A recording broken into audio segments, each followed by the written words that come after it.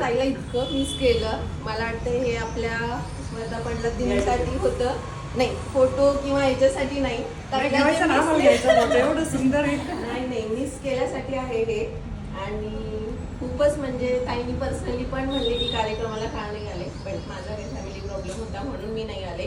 But प्रत्येक म्हणतात ना, जसं प्रत्येक गोष्टीत मोटिवेशन असतं किंवा काय आहे, सगळ्यांनी सांगतात की जिथं जिथं स्टक झालं तिथे ताईंचं अनुभव मॅटर करतं म्हणून.